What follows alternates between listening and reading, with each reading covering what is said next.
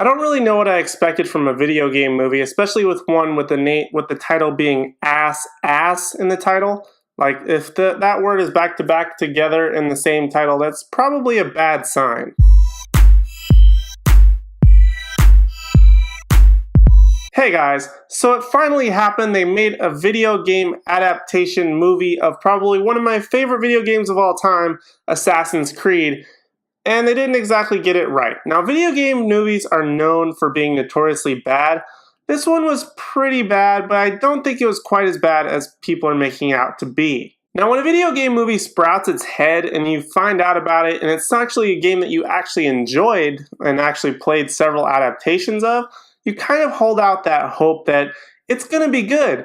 And you really hope for it, but I knew as soon as I saw this trailer, this probably isn't going to be as good as the game was. It has a lot of departures and a lot of things that are very different from the game, and I kind of knew it going in, but it just didn't quite live up to what the game is. The film Assassin's Creed follows a character named Cal, who's played by Michael Fassbender, who's put on death row and then is revived by the Abstergo Company, which is kind of this unknown company that we find out more about later.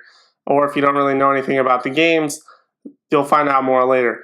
But what essentially happens is that he has these like DNA markers of his ancestors from 1492 Spain, and they really try and put him in what's called the Animus. It's in this version in the movie, it's like this giant claw that's coming down from the ceiling and he can like move around in it kind of thing. In the video game, it was just sort of laid down and had like this visor kind of go on, like a VR type of situation. I didn't really like the movie adaptation, especially when I first saw it in the trailer, and I didn't really like it in this movie, but go with it here. So essentially what happens is he gets put into like the mind of his ancestor in 1492 Spain, who hid this object that this company is pretty much on the look for. They're telling him one thing, but they're really looking for this object, which if you play the game, you know about it. If you haven't played the game, it's really not a spoiler. It's not that big of a plot point. They tell you what they're looking for at some point, so it's not that big of a spoiler here. But essentially what happens is that they have to try and find this object, where he hid it back in 1492, what he did with this item. So he goes into the Animus, takes the place of his ancestor, does all these crazy parkour action stunts, kills people, all kinds of crazy stuff. And he has to figure out what happened to it, as well as figure out what's going on with him in the real modern day world. And they do this sort of flip back and forth where it's really cool when he's inside the Animus and it shows the 1492 Spain ancestor and him fighting and all that stuff. That's a great part of this movie. But they often jump cut back into the present day where he's inside the Animus and this claw thing jumping around the room. And it really takes you out of the movie. I really did not like that about Assassin's Creed. I much rather liked in the video game when he just sort of laid down and he spent the entire film, or the entire game rather, inside of the past body pretty much. There were very few times where you went back into the modern world and this company and you tried to figure out this mystery as to why you were in the Animus, all that stuff.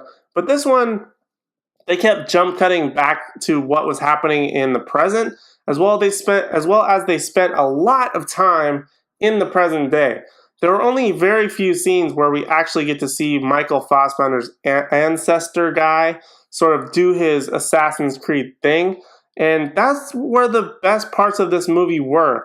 The rest of it just felt kind of confusing and muddled, and it just wasn't that great of a movie. I wish it would have been, but unfortunately it just wasn't. Now, probably one of the worst things about this movie is the story itself. It's just overly confusing. If you're a casual fan, which I think they tried to pander to here and really get them involved in what the Assassin's Creed game is about without having them play the game, it's very confusing and you have a very hard time getting into it.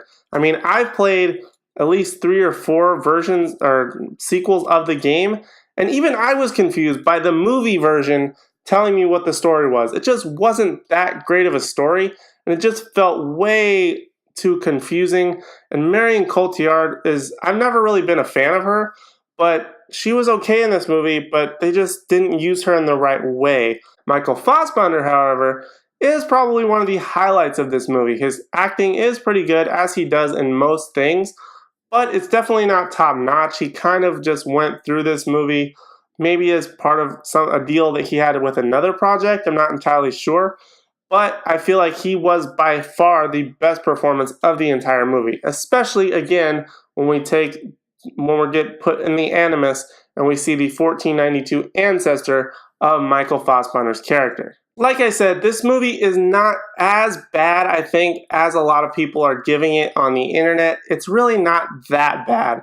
Is it great? No. Is it a great video game movie? No. It's extremely disappointing, especially if you played the games like I have.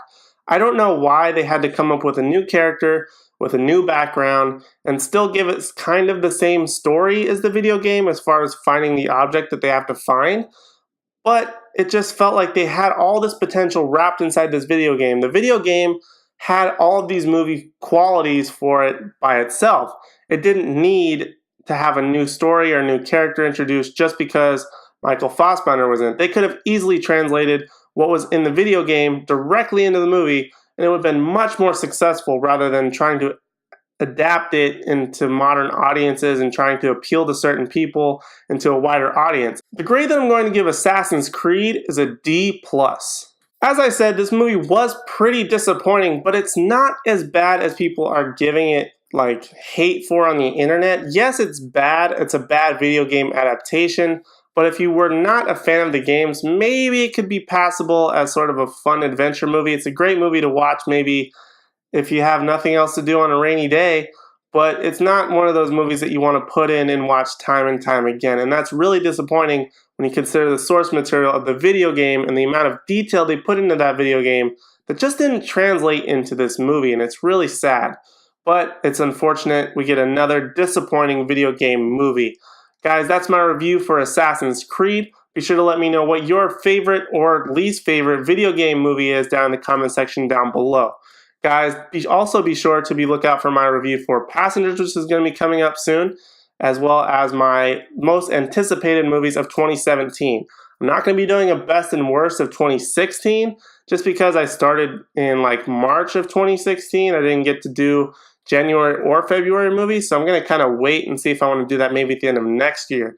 But I will be doing my most anticipated of 2017 video right before the new year. So be sure to subscribe to my channel right down below. Subscribe link here in the next panel. And be sure to be subscribed to my channel so you can see those videos as well as other future videos. Guys, thank you so much for watching. You really are the best. And I'll see you in the next one.